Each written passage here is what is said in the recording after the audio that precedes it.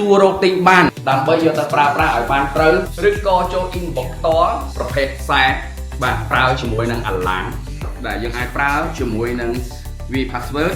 scan card ឬក៏ប្រើកាយ៉ៅដៃខ្ញុំមានប្រភេទខ្សែ network ដែលយើងអាចប្រើប្រាស់បាននៅខាងក្រៅផ្ទះឬក៏យើងអាចយកទៅកប់ជាមួយនឹងដីនៅក្រោមដីខ្ញុំ unboxing model មួយដែលមានលេនរហូតដល់180 degree ខ្ញុំនាំអ្នកទាំងអស់គ្នាមកមើលការដំឡើងជាមួយនឹង asset control ដែលបំពាក់នៅជាមួយទ្វារឡើងតាមរយៈសុវត្ថិភាពនៅហាង Sushi ដែលមានផ្គត់ផ្គង់ជាមួយនឹងអាហារជប៉ុនទស្សនានៅសកម្មភាពថ្មីតែនៅលើទីតាំងចាស់បាទនេះគឺជាសេវាកម្មមួយដែលយើងផ្ដល់ឲ្យភ្ញៀវនៅក្នុងបរិយាជីកមុងនេះខ្ញុំមានផលិតផលថ្មី